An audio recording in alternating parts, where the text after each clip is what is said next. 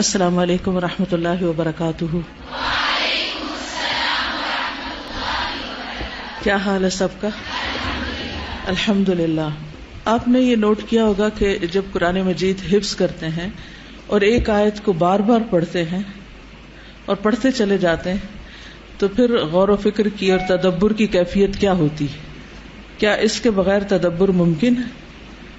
یعنی آپ رواں پڑھتے جائیں تو اس میں کیا ہوتا ہے کہ ذہن کہیں سے کہیں چلا جاتا ہے، لیکن جب آپ اس کو ریپیٹ کرتے ہیں ایک بار، دو بار، کئی بار، بار بار، تو پھر وہ الفاظ جب کئی بار آپ زبان سے نکالتے ہیں تو آخر کچھ بار تو آپ کا دھیان اس پہ جائے گا ہی نا۔ تو اس لیے اس نیت سے قرآن مجید کا کچھ نہ کچھ حصہ یاد کرنا شروع کریں، چاہے ایک آیت ہی کیوں نہ ہو، ٹھیک ہے نا؟ تو اس سے آپ دیکھیں گے کہ آپ کے دل کی حالت بھی بڑی اچھی ہوگی، قلبی کیفیات بہتر ہوں گی، کیونکہ قرآن سے دل زندہ ہو جاتا ہے نا۔ اور اس کے ساتھ ساتھ انشاءاللہ جب بار بار کہیں گے کہ والسابقون الاولون من المہاجرین والانصار، تو دل میں ایک محبت آئے گی ان کے لیے۔ مہاجرین والانصار، کون ہوتے ہیں مہاجر، کون ہوتے ہیں انصار، اور میں کون ہوں، کن کی تعریف ہو رہی ہے، کن کے لیے جنت کے باغ ہیں، کن سے اللہ راضی ہو گیا، کن کے لیے عظیم الشان کامیابی ہے، کیا میرے اندر ان جیسی کوئی خوبی ہے؟ تو اس سے انسان کو اپنے اعمال کا بھی جائزہ لینے کا موقع ملتا ہے، اور جو کچھ انسان پڑھ رہا ہوتا ہے وہ اس کو ایک آئینہ دکھا رہا ہوتا ہے کہ اس میں اپنے آپ کو دیکھو، تم کہاں کھڑے ہو، ٹھیک ہے؟ تو مجھے امید ہے کہ اس آیت کو آپ بھولیں گے نہیں انشاءاللہ۔ نحمده ونصلي على رسوله الكريم، اما بعد فاعوذ بالله من الشيطان الرجيم، بسم الله الرحمن الرحيم، رب اشرح لي صدري ويسر لي امري واحلل عقدة من لساني يفقهوا۔ کل ہم نے مجلس حدیث کے بارے میں پڑھا کہ کس طرح اس کا اہتمام کرنا چاہیے، کیسے اس کا احترام کرنا چاہیے، اور اس میں ہمارا رویہ اور ہمارا بیٹھنے کا انداز اور ہماری نیت یہ سب کیسے ہونی چاہیے۔ تو سب سے پہلی چیز کہ حدیث کیوں پڑھی جائے، حدیث پڑھنے کی ضرورت کیا ہے، اس کے پڑھنے سے کیا فائدہ ہوگا، کوئی بتائے گا آپ میں سے؟ حدیث کیوں پڑھی جائے، اس کام میں اپنا وقت کیوں لگایا جائے؟ جی آپ فرمائیے۔ اطیعوا اللہ و اطیعوا الرسول، اللہ کی اطاعت کرو اور رسول کی اطاعت کرو۔ تو رسول اللہ صلی اللہ علیہ وسلم کی اطاعت کیسے ہو سکتی ہے جب تک کہ ہم یہ جانتے ہی نہ ہوں کہ آپ نے کیا فرمایا، آپ نے کیا کیا۔ ہم آپ کی پیروی کر ہی نہیں سکتے، ہم آپ کا اتباع کر ہی نہیں سکتے، ہم سیدھے راستے پر چل ہی نہیں سکتے جب تک کہ آپ کے پیچھے نہ چلیں۔ اور آپ کا وعدہ کیا ہے کہ میں تم میں دو چیزیں چھوڑ کر جا رہا ہوں، اگر ان کو مضبوطی سے پکڑے رکھو گے تو کبھی گمراہ نہیں ہوگے۔ تو انسان گمراہی سے بھی جب بھی بچ سکتا ہے جب قرآن مجید کے ساتھ ساتھ حدیث رسول صلی اللہ علیہ وسلم کو بھی پڑھے، سمجھے، مضبوطی سے پکڑے، اس کا علم حاصل کرے اور اس پر عمل کرے۔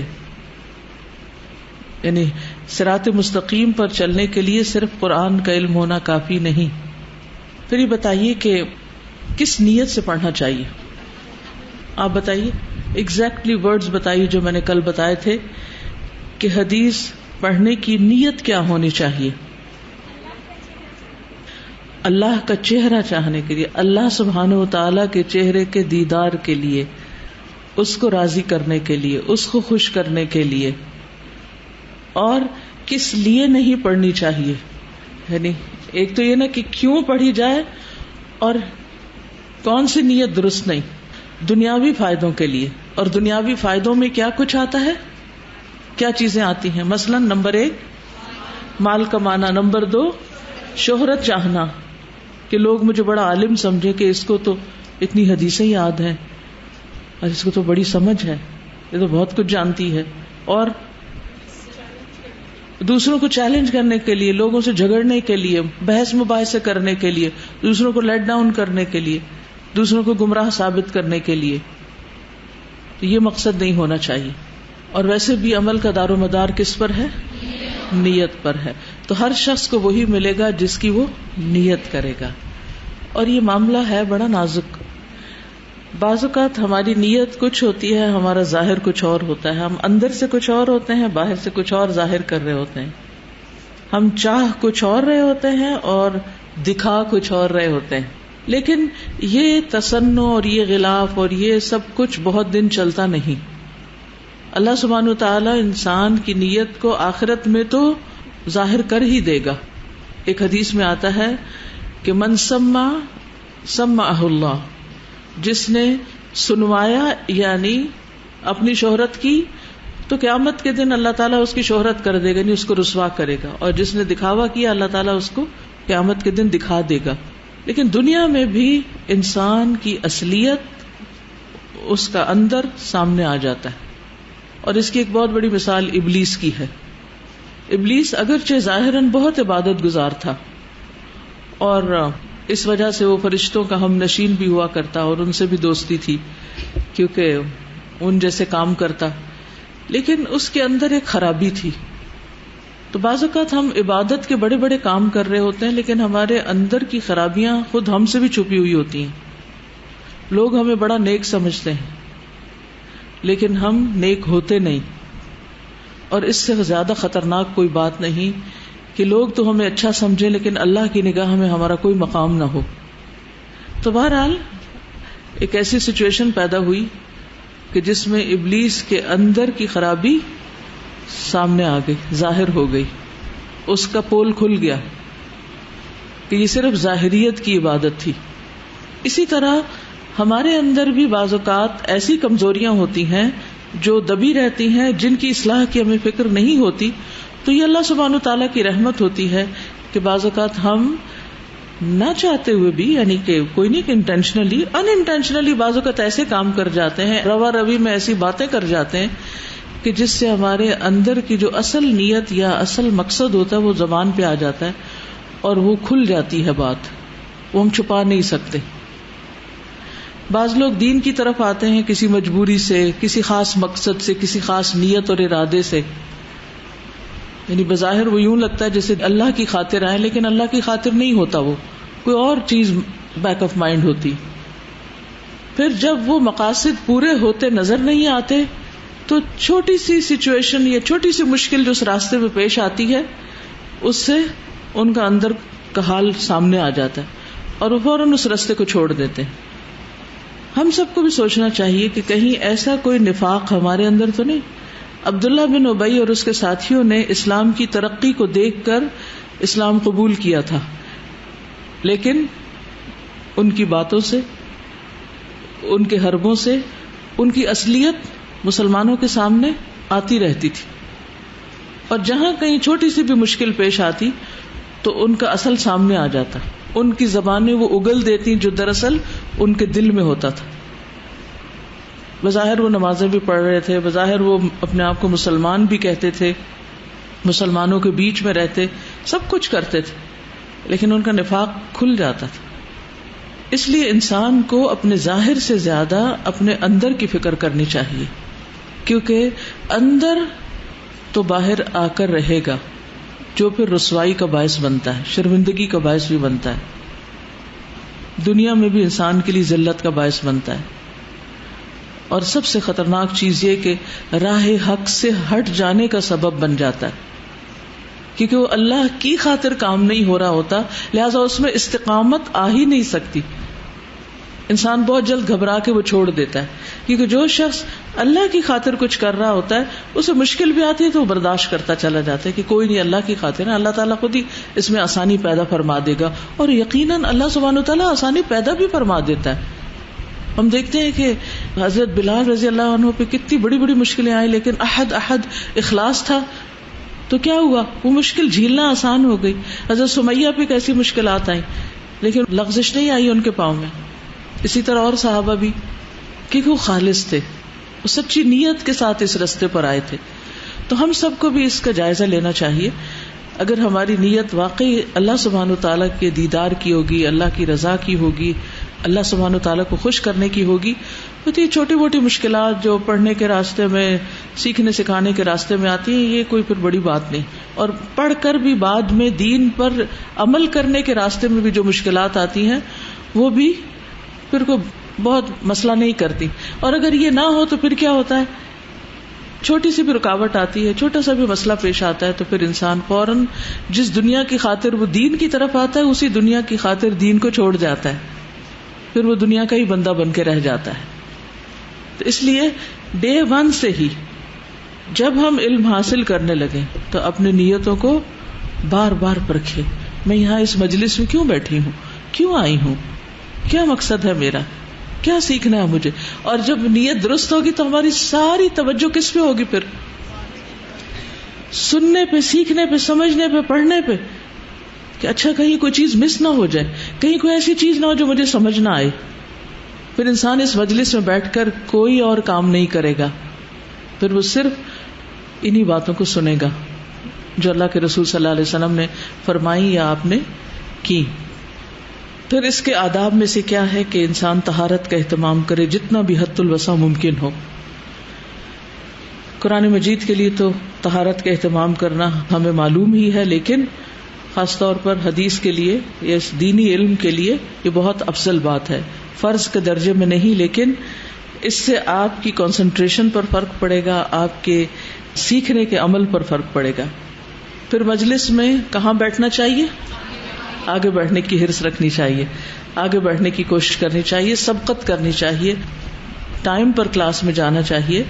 لیکن اس آگے بیٹھنے میں دوسروں کو دھکا نہیں دینا، یا کسی کو تکلیف یا اذیت نہیں دینی، یا کسی کو پھلانگنا نہیں، یا کسی اور کا حق نہیں مارنا. ابھی ریسنٹلی آپ نے سنا ہوگا کہ اولمپکس میں ایک کھلاڑی دوڑ رہا تھا اور اس کے پیچھے ایک اور آ رہا تھا، اور صرف چند سیکنڈ کا وقفہ رہ گیا تھا، تو جو آگے تھا اس نے سمجھا کہ بس ختم ہو گئی اب ریس، تو اتنے میں قریب تھا کہ جو پیچھے والا تھا اس سے آگے نکل جائے، لیکن وہ اس کو دیکھ کر کے نہیں، سارا راستہ یہ آگے رہا، وہ رک گیا تاکہ وہ آگے نکل سکے. اور مجھے ایگزیکٹلی نام یاد نہیں، لیکن یہ ابھی میں نے اس کے بارے میں سنا تھا. تو میں یہ سوچ رہی تھی کہ یہی تو اسپورٹس مین اسپرٹ ہوتی ہے کہ جس میں انسان دوسروں کے لیے وہ چاہتا ہے جو اپنے لیے چاہتا ہے، کہ واقعی ہم دوسروں کے لیے بھی وہ چاہتے ہیں. اور اس چاہت میں صرف یہ نہیں کہ دوسروں کی جگہ نہ ہم لیں یا دوسروں کی جگہ پر ہم خود اپنا کچھ رکھ کے بیٹھ جائیں چاہے ہم حاضر نہ بھی ہوں. اس میں یہ بھی آتا ہے کہ جو پیچھے پیچھے رہتے ہیں، سلیک کرتے ہیں، ان کو موٹیویٹ کیا جائے کہ تم بھی آگے تو بیٹھ کر دیکھو کتنا فرق پڑتا ہے. اور اس کے لیے نیت تو کی جائے کہ آج میں کل سے بھی جلدی پہنچوں، اور پھر پہنچتے ہی سیٹلنگ میں اتنا وقت ضائع نہ کیا جائے کہ کچھ آیات یا احادیث جو ہیں وہ آدھی پڑھی جا چکی ہوں یا حفظ ہو چکی، تو ٹائملی آئیں. ٹھیک ہے، کیونکہ وہ حدیث آپ کو بخاری کی جو کل میں نے سنائی تھی کہ 3 لوگ مجلس میں آئے. کس کی مجلس تھی وہ؟ نبی صلی اللہ علیہ وسلم کی. ایک آگے آ گیا، ایک پیچھے بیٹھ گیا، ایک چلا گیا. تو کیا تینوں کے ساتھ اللہ سبحانہ وتعالیٰ نے ایک ہی معاملہ کیا؟ فرق کیا نا. وقت تو ایک ہی ہے، لیکن یہاں بیٹھنے والے ہر شخص کا اجر فرق ہے، اور وہ اس کی نیت کے مطابق اور اس کی کوشش کے مطابق. پھر اسی طرح کس چیز سے بچنا چاہیے، کہاں نہیں بیٹھنا چاہیے؟ راستے میں نہیں بیٹھنا چاہیے. ٹھیک ہے نا. پھر صف کا خیال رکھنا چاہیے، صفوں کو درست کرنا چاہیے. قرآن مجید میں آپ پڑھیں گے کہ ملائکہ جو ہیں ان کی خاص خوبی یہ ہے کہ وہ صفیں بناتے ہیں، ڈسپلن کے ساتھ ہوتے ہیں. اور اس کی ہمیں ٹریننگ کہاں دی جاتی ہے؟ نماز با جماعت میں. جو شخص صف کو ملاتا ہے اللہ اسے جوڑتا ہے، اور جو صف کو توڑتا ہے اللہ اسے توڑ دیتا ہے. پھر یہ ہے کہ ادب اور وقار کے ساتھ بیٹھنا چاہیے. اس کے لیے ہمیں رہنمائی فراہم کرتی ہے حدیث جبریل. کس کس نے حدیث جبریل پڑھ رکھی ہے؟ ماشاءاللہ کافی لوگوں کو معلوم ہے حدیث جبریل. جب جبریل علیہ السلام ایک انسان کی شکل میں صحابہ کرام کے درمیان میں آ کر بیٹھے تھے نبی صلی اللہ علیہ وسلم کے سامنے 2 زانوں ہو کر کہ آپ سے دین کی کچھ باتیں سیکھیں، کچھ پوچھیں. حضرت عمر کہتے ہیں کہ ایک دن ہم رسول اللہ صلی اللہ علیہ وسلم کے پاس بیٹھے تھے کہ اچانک ایک آدمی آ گیا. وہ انتہائی خوبصورت اور خوشبو میں بسا ہوا تھا.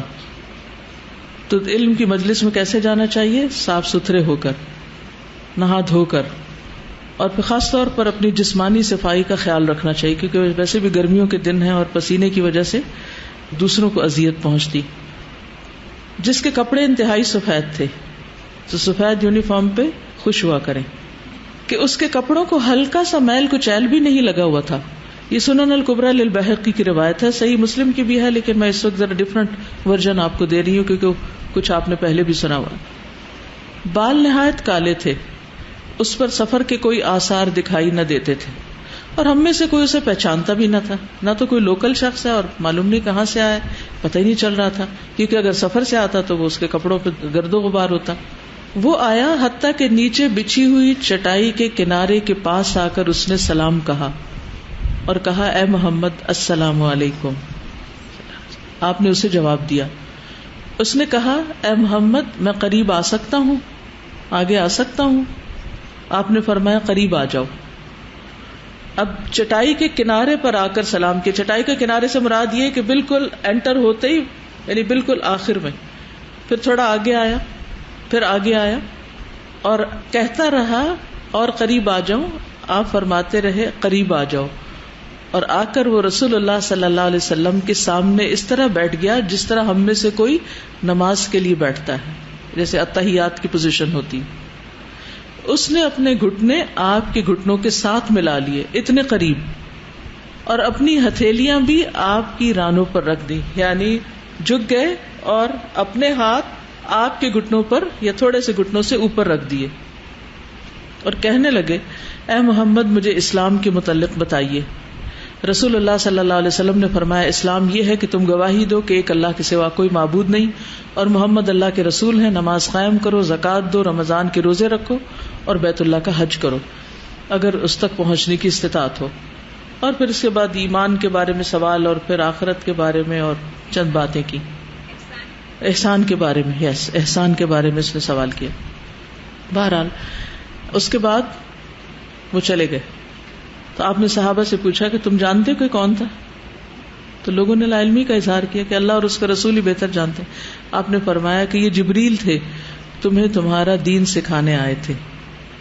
یعنی نہ صرف یہ کہ اسلام، ایمان اور احسان کے بارے میں اور آخرت کی نشانیوں کے بارے میں تم سیکھو، بلکہ یہ بھی دیکھو کہ علم حاصل کیسے کیا جاتا ہے، طالب علم کیسا ہوتا ہے، اس کا حال حلیہ کیسے ہوتا ہے، وہ آ کر اجازت لیتا ہے، وہ سلام کرتا ہے، وہ ادب سے بیٹھتا ہے، اور پھر اچھے سوال کرتا ہے، اور جب جواب دیا جاتا ہے تو سنتا ہے، یہ نہیں کہ خود سے خود جواب دینے لگتا ہے.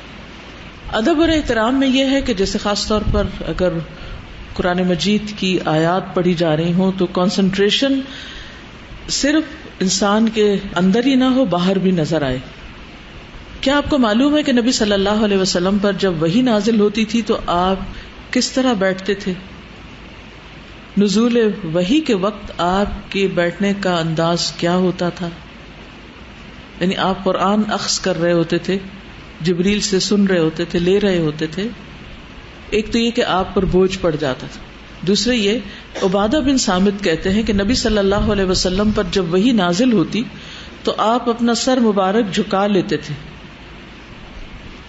اور آپ کے صحابہ بھی اپنے سروں کو جھکا لیتے تھے. یعنی جب آپ سر جھکاتے تو صحابہ بھی جھکا لیتے، اور جب وحی ختم ہوتی تو آپ اپنا سر اٹھا لیتے تھے.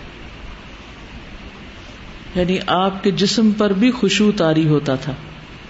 تو جب ہم نماز میں کم از کم قرآن مجید پڑھیں یا گھر میں جیسے تلاوت کر رہے ہیں تو ہمارے جسم پر بھی کچھ خشوع طاری ہونا چاہیے. جب استاد پڑھا رہا ہو، آپ کو کوئی چیز حفظ کرائی جا رہی ہو تو اس وقت بھی ادھر ادھر دیکھنا نہیں، آپ اپنے مصحف پر دیکھیں، ہاتھ میں قلم ہو، توجہ سے دیکھیں اور ایک مناسب باادب انداز میں بیٹھیں. اس سے قرآن زیادہ جلدی آپ کے اندر آئے گا، اخذ ہوگا. اور پھر آپ دیکھیں کہ ساری مجلس کا یہی حال ہو جاتا تھا، کیونکہ مجلس میں جتنے لوگ ہوتے ہیں ان کے ایکشنز دوسروں پر بھی اثر انداز ہوتے ہیں. اگر ایک شخص سو رہا ہے، ادھر ادھر دیکھ رہا ہے لوگوں کو، تو اس سے کیا ہوگا؟ دوسرے شخص کی کنسنٹریشن پر بھی اثر پڑے گا. اسی طرح بعض محدثین کا حال یہ تھا کہ کسی مجلس میں جب وہ کوئی عام باتیں کر رہے ہوتے تھے تو ہنس مسکرا رہے ہوتے تھے، ایک دوسرے کی طرف دیکھ رہے ہوتے تھے، لیکن جو ہی کوئی حدیث پڑھتا تو ان کی جسمانی کیفیت بدل جاتی تھی. یعنی حدیث کا سننا عام باتوں کے کرنے کی طرح نہ ہوتا تھا. الجامع لاخلاق الراوی و آداب السامع، خطیب بغدادی کی کتاب ہے، 2 جلدوں میں، جس میں صرف آداب بتائے گئے ہیں سامع کے اور راوی کے. سامع جیسے اسٹوڈنٹ اور راوی جیسے استاد. یہ میری اوپر شاید لائبریری میں رکھی ہوئی بھی ہو. بہت پہلے 88 میں نے اس کتاب کو پڑھا تھا.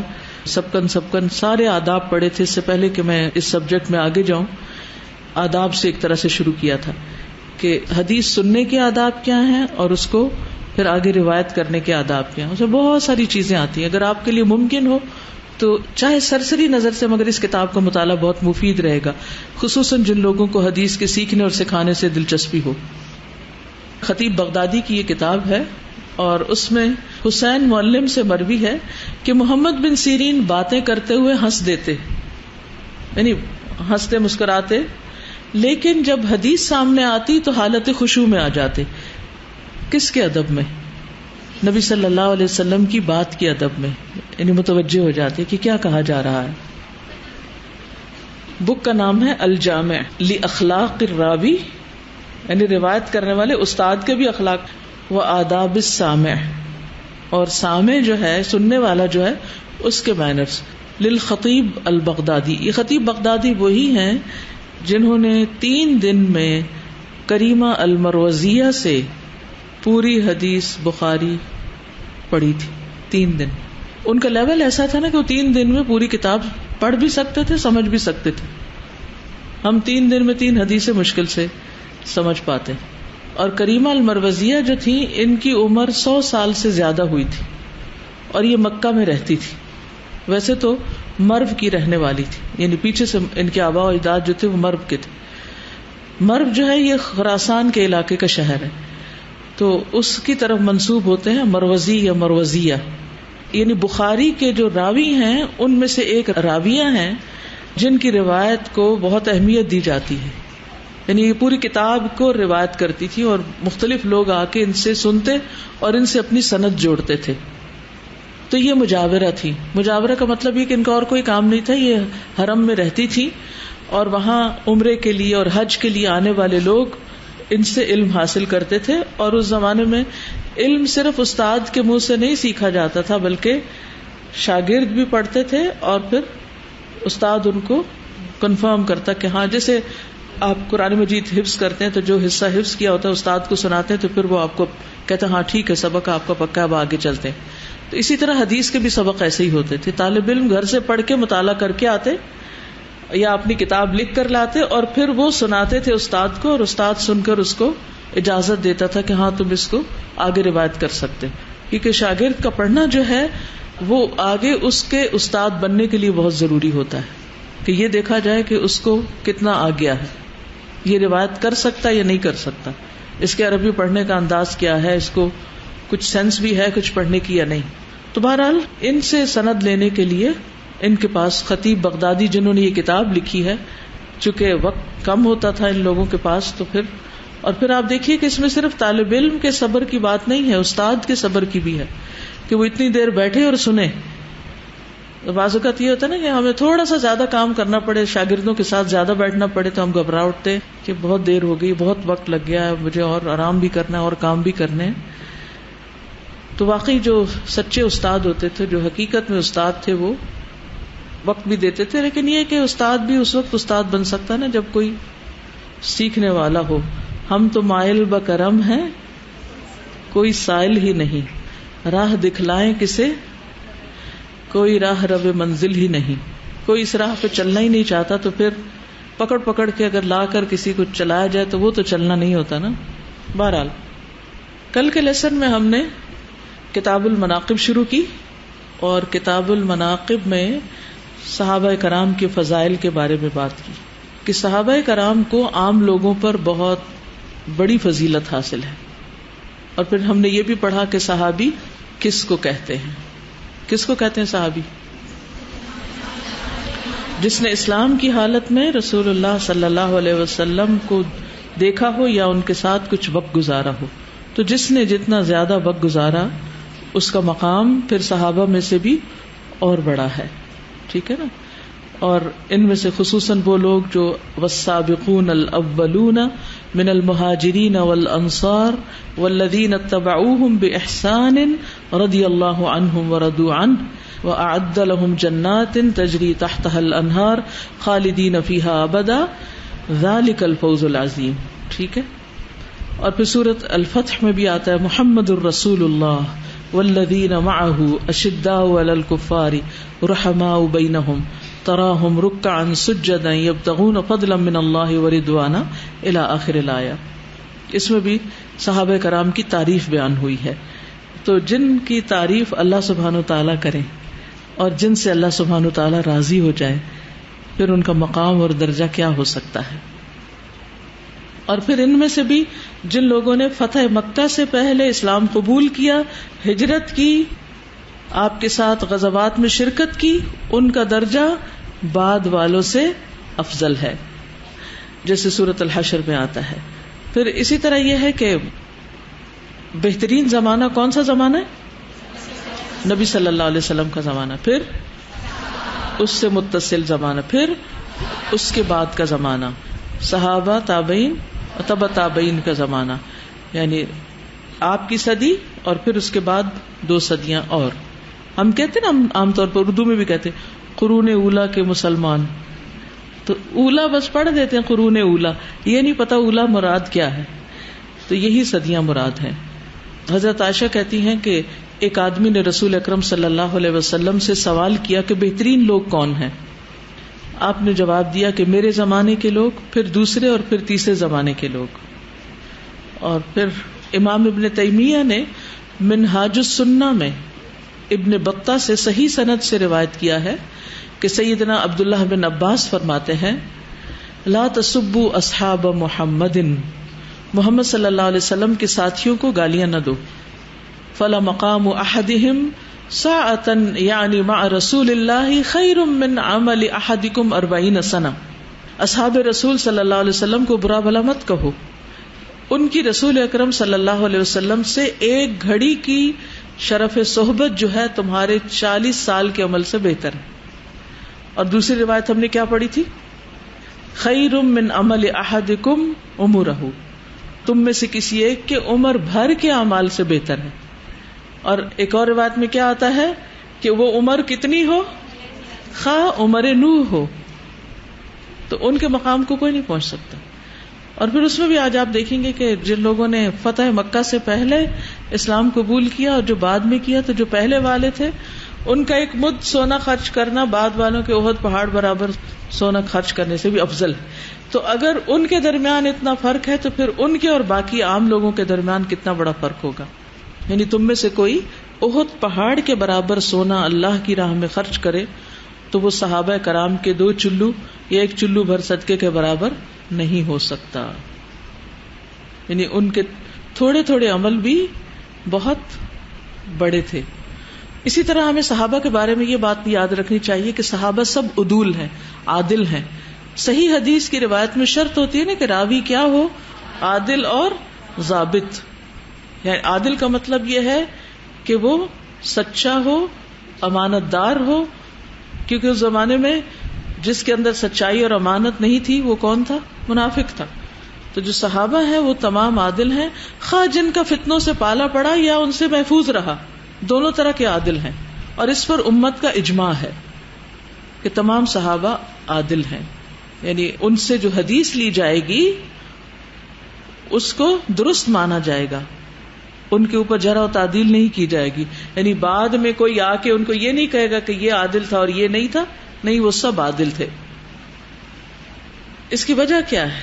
اس کی وجہ ان کو وہ اخلاص اور سچائی ہے کہ انہوں نے اپنی جان, مال, اولاد, گھر بار, تن من دھن, ہر چیز بغیر کسی شرط کے, بغیر کسی بھی قسم کی کنڈیشن کے اسلام کی راہ میں نبی صلی اللہ علیہ وسلم کے ساتھ مل کر اسے خرچ کیا تھا. یعنی کسی بھی طرح کی کبھی بھی کوئی قربانی مانگی گئی تو وہ پیچھے نہیں رہے, اور اگر کبھی کوئی پیچھے رہ بھی گیا تو اس نے اس کے ساتھ پھر جو معاملہ ہوا وہ بھی آپ سورۃ توبہ میں پڑھ چکے ہیں. تو اس لیے ہم سب اصحاب رسول سے محبت رکھتے ہیں, ان کی محبت میں کوتاہی نہیں کرتے, نہ ہی ان میں سے کسی سے اظہار برات کرتے ہیں. اور پھر ان کا ذکر جمیل ہماری زبانوں پہ جاری رہتا ہے اور ہم ان کے بارے میں اچھا گمان رکھتے ہیں، خواہ ان سے انسان ہونے کے ناطے کچھ خطائیں ہوئی، کچھ اجتہادی غلطیاں ہوئی، لیکن اس کا معاملہ ہم اللہ کے سپرد کرتے ہیں، کیونکہ اللہ سبحانہ وتعالیٰ نے خود فرما دیا کہ رضی اللہ عنہم ورضوا عنہ. اور پھر والذین جاءوا من بعدہم، ان صحابہ کے بعد جو آئے ہیں وہ کیا کہتے ہیں؟ یقولون ربنا اغفر لنا ولاخواننا الذین سبقونا بالایمان. وہ جو سابقون الاولون جو ہم سے پہلے ایمان میں سبقت لے گئے ہیں وہ کیا ہیں؟ آپ ان کو بھی بخش دیجئے، وہ ہمارے بھائی ہیں. ربنا اغفر لنا ولاخواننا ولا تجعل فی قلوبنا غلا للذین آمنوا. ایمان والوں کے لیے ہمارے دل میں کوئی غل نہ چھوڑ، ہمارے دل میں ان کے بارے میں کوئی بدگمانی بھی نہ ہو کسی قسم کی. ربنا انک رؤوف الرحیم. تو اس کی تفسیر عام طور پر کیا کی جاتی ہے کہ یہ جو سبقونا بالایمان ہے یہ دراصل کون ہے؟ صحابہ کرام ہیں جو سابقون الاولون من المہاجرین والانصار، کہ ان کے بارے میں ہمیں غل اور حقد اور حسد اور طعن و تشنیع کرنے کا کوئی حق نہیں. یہ میں نے مختصر سا خلاصہ اس لیے بیان کیا ہے تاکہ آپ کو صحابہ کا مقام معلوم ہو. صحابہ کے مقام پر انشاءاللہ تعالیٰ آپ اور چیزیں پڑھ سکتے ہیں. سیرت صحابہ عموماً جو کتابیں لکھی جاتی ہیں ان کے اگر مقدمے آپ پڑھیں، لائبریری جایا کریں، اس میں دیکھیں. ویکینڈ پہ خاص طور پر آپ ضرور یہ دیکھیں کہ صحابہ کی سیرت پر کون کون سی کتابیں، کافی اچھی کلیکشن اوپر ہے. تو ان کتابوں کو کھولیں، شروع میں جو مقدمہ ہوگا اس میں آپ کو ان کی فضائل کے بارے میں بہت سی باتیں پتہ چلیں گی. اور کچھ باتیں تو ہم پڑھتے سنتے بھی رہتے ہیں، لیکن یہ ہے کہ اپنی آنکھ سے جب انسان کوئی چیز پڑھ لیتا ہے تو وہ پھر علم یقینی ہوتا ہے، عین الیقین ہو جاتا ہے. ایک تو یہ کہ جو میں آپ کو بتا رہی ہوں آپ سن رہے ہیں، یہ تو پہلا درجہ ہے سننا، لیکن پھر اس کے بعد دوسرا درجہ کیا ہے کہ آپ خود اس کو پڑھیں جا کے. اور الحمدللہ کتاب بخاری سے بھی آپ براہ راست پڑھیں گے. اس کو پڑھنے کا بھی اصل مقصد کیا ہے کہ علم یقینی میں اضافہ ہو. علم یقینی کا فائدہ کیا ہوتا ہے؟ عمل میں بہتری آتی، عمل میں بہتری آتی اور پھر انسان اس کو آگے بھی سکھا سکتا ہے. پھر استقامت آتی ہے، ثابت قدمی آتی ہے انسان کے اندر. پھر اس دین کو دل و جان سے انسان پکڑ لیتا ہے کہ یہ بات سچ ہے. ورنہ اگر آپ یہاں سے کچھ سن کے کسی کو بتا رہے، اس نے آپ کو چیلنج کر دیا کہاں لکھا ہوا ہے کچھ، تو آپ لڑکھڑا جائیں گے، پتہ نہیں لکھا بھی ہے کہ نہیں، ایسے ہی کچھ سنا دیا گیا. تو ان کتابوں کو ضرور آپ دیکھیے.